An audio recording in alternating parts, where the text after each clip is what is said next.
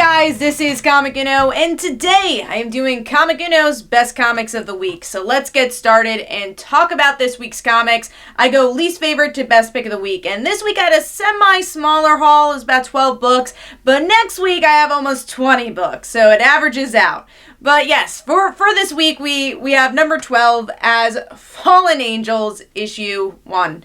So I made a promise for myself that I would read all the Hickman X-Men titles to see which one I enjoyed, and Fallen Angels has fallen to the bottom for me. So I am not a huge Psylocke fan. I think she always looked cool and she has cool powers, but never could get into her story. Always wanted to, but it was always very complicated, and that's exactly what happens in this issue. It explores Psylocke, very complicated history now that she is two people. So, yeah, if you like Psylocke, I think you'll enjoy this. If you understand the history of Psylocke, you'll like this. But if you're like me, who has only dabbled in Psylocke and has only really read her character when she's with other people, this didn't really do it for me. The reason why it's the lowest this week, though, was honestly X-23, Laura. You know, I'm a huge Laura fan, love the character, really liked her run of All New Wolverine, and X-23 as well. I think X-23 kept what growth she had in All New Wolverine.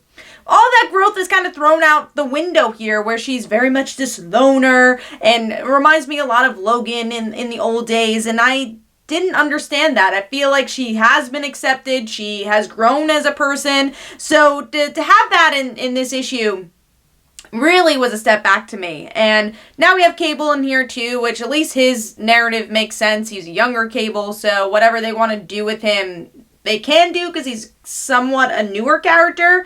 But yeah, I was really disappointed with X-23, and that was the main reason I bought this book. Yes, because I want to try out all the X-Men books, but the reason I wanted to read this was because X-23. But I don't think I'll be reading more. I thought the artwork was very dark and just didn't really grab my attention with the Psylocke story, and then was disappointed with X-23. So that is number 12. Moving on to number 11, which is Event Leviathan, issue 6. And I will be doing a video this Friday on my thoughts of that cliffhanger with Leviathan, that we're going to be getting more of him. But this overall arc, this overall event, I have not been pleased with, sadly. I'm all for a good mystery, but I don't think DC has given us a good mystery in a while. And this reveal I didn't quite care about, because you never really got to see Leviathan. You never knew what was kind of behind his plans, his motivation. And then his motivation is very much spit out in the end of this issue of, we must reveal all the secrets, and that's the issue. I did like the small, very small portion of Lois Lane grieving, but there's just so many characters they're trying to juggle. There's like 3 teams of people. You have Talia, you have the other detectives, you have the detectives you started with, then you have to reveal everything with Leviathan. I just thought it was just a dump of exposition and no real character moment that shined here for me to want to have more of Leviathan. So again, I'll discuss more about that ending of Leviathan with my other video, which will be posted Friday, but was not a big fan of this, and honestly, I'm not reading Superman, so it's not really going to affect me, but for Superman readers, I guess you should read this, but didn't really like it. I did like the artwork overall, though. I do like Maliv's art. I love the coloring for this book, and that was kind of the saving grace of the book. But overall, I'm going to give that 2 stars, and that is number 11.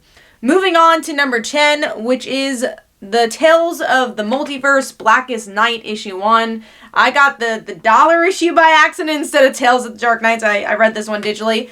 And I have not been, or Multiverse, not Dark Knight, sorry. I have not been a fan of any of these issues so far. I have not picked up all of them. So far I've had Death of Superman.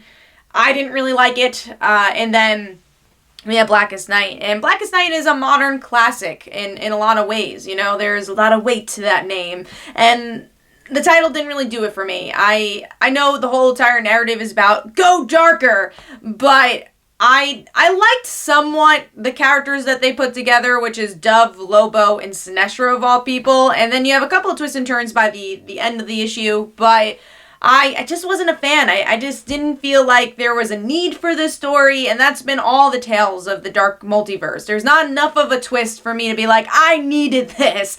And of course it is a hefty price tag as well. It's a longer story. The artwork is not as good as what obviously we've gotten in Blackest Night. So overall, kind of lackluster story, just using the popularity of the name to sell a book. And that's a shame. I think they could have done a lot more with this story. We'll see. I think I am going to be getting the Teen Titans one, which is the Judas Contract. Other than that, I'm probably going to skip the next one, which I believe is one of the crises that they're trying to look through. So I'm going to probably skip that one and read Titans instead. So we'll see if that one impresses me at all.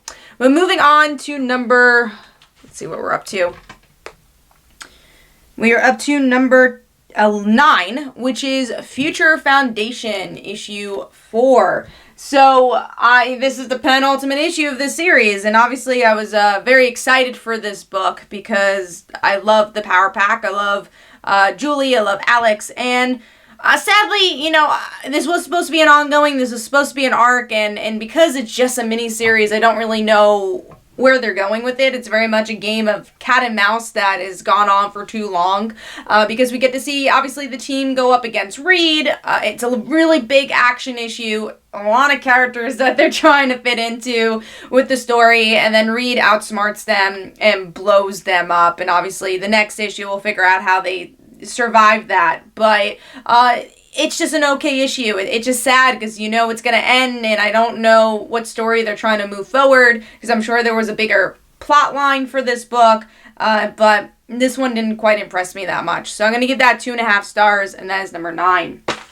Moving on to number 8, which is a book, honestly, I got on whim because I had a smaller pile. I'm like, let me try this out. And that is Far Sector, issue 1. It originally was not on my pull list, which is why I got it digitally.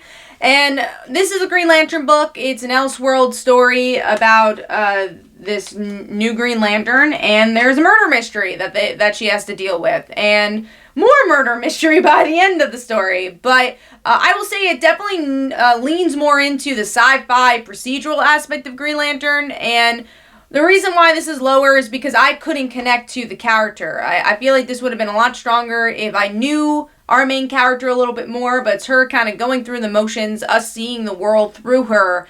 But the artwork, man, same artist as Naomi. It's beautiful art, which is why I went towards a 3-star rating for this, because I think it's more of a circumstance that this was just a story that I don't really like. It doesn't check a lot of my boxes, because it checked a lot of boxes I usually don't like, which is procedurals and really heavy sci-fi, and I'm not usually a fan of space stories that much, so it wasn't really for me. But I definitely can see if you enjoy those genres, you will enjoy this. I think it gives you enough for the next issue, but it's not quite a character-driven story like I would have wanted and what I like in my Green Lantern stories. But the artwork is thumbs up, and there's a lot of great designs here. It's really diverse, so if you like world-building stories like that, you go check it out. But it wasn't really for me. Probably won't get the next issue. And that I gave 3 stars, and that is number 8. Moving on to number 7, which I've been kind of disappointed with this event so far, and that is Hellmouth issue 2.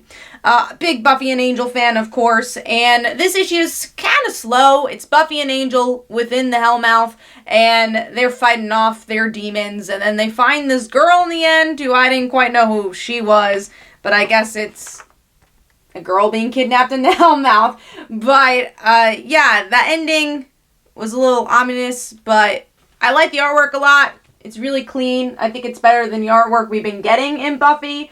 But the overall story is just kind of point A to point B. We get to see Angel and Buffy interact, which is always fun, but nothing too special in this issue. So Hellmouth issue 2 gets 3 stars, and we'll see where that event ends up going. I think they just made an event a little bit too soon for this series, because Angel and Buffy really just started, so you're not getting as much from it.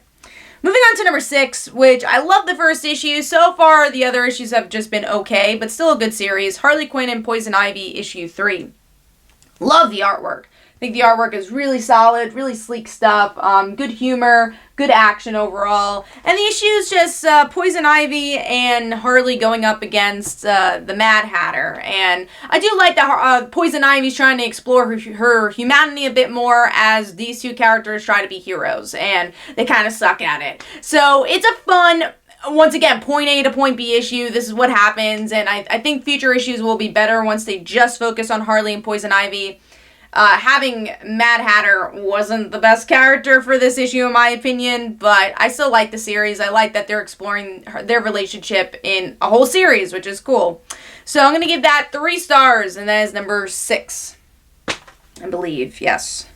Moving on to number 5, which is a book I also kind of got on whim. I did an interview for it, and it really interested me because of it, from what I was hearing. And that is Family Tree issue 1. I do like Jeff Lemire's writing, especially for his indie stuff, and I enjoyed this issue. I like the setup of where it's going. It's about this girl who starts turning into a tree, and the mom's like, all right, it's just a rash. Right now my son is getting kicked out of school and I gotta deal with that. And she realizes it's a bit more than a rash, and she's gonna bring her child to the hospital. And then here comes knocking grandpa, the single mom's father-in-law, who has the answers of what's been going on. So I thought it was a really good setup issue. I do think it's very much a setup issue, but the premise is really interesting. I like that it has to do with legit family, and then it's called Family Tree. I thought that was cool. And obviously very, very different personalities. You have the young girl, innocent girl. You got the mom, who's definitely been through some stuff. The son, who's just all a know-it-all teenager, and this kind of grungy grandfather character. So I'm really excited to see once they actually all interact with each other and what the series is going to bring. But I thought it was a pretty good start. Definitely gave me enough for issue 2. I really like the art style. I'm a big fan of like the Kevin Smith and Judd Winnick Green Arrow, and this is the same artist who did that, and I enjoyed the style a lot here. Some good expressions overall. I like the designs for everybody. I like when we get to see the tree in this issue. So we get to see a little bit of that rash over there. So pretty solid book. Don't let it escape your radar here. So I'm going to give that 3.5 stars, and that is number 5. Moving on to number 4, which I did a whole video on, so I won't talk too much about it, but it is Legend of Korra, Ruins of the Empire, Part 2. This was, I keep saying this word, but yeah, point A to point B issue. Not a lot happens.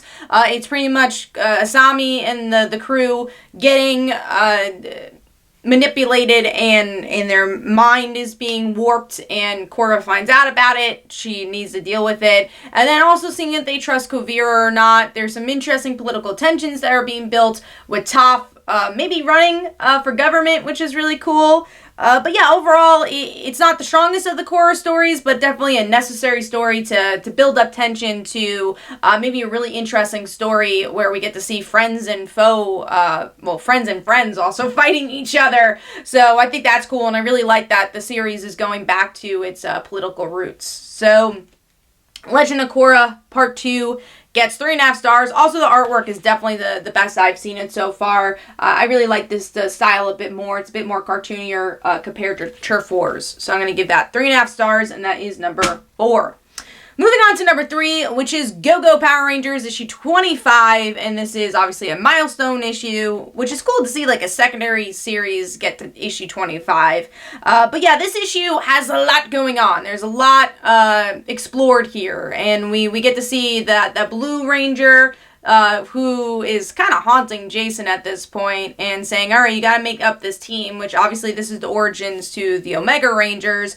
And by the end of the issue, we get to see Trini and Zach find out about this Blue Ranger and what Jason's been up to, which again is going to be leading us to the origins of the Omega Rangers, which is cool because that's what we're dealing with in Mighty Morphin Power Rangers. And then we do some of the fun scenes is just seeing the team fight off putties because Zed's like, all right, let's let them have something to do right now. So I enjoyed that as Zed is, coming up with his own plan. And just I always enjoy Power Ranger moments where we get to see them not do superhero stuff, but not in the Power Rangers suit. And we get a lot of that here. It's nice to just get, like, the civvy moments. And then we have Tommy's story, where we get to see him, obviously now going into more of the White Ranger stuff and what leads him into that storyline. But yeah, pretty good stuff. Again, there's a lot going on, which is why it's not as high. You have stories really for everybody, and I actually thought this was like a double-sized book when I was looking at it. I'm like, how long is this issue? Because there's so much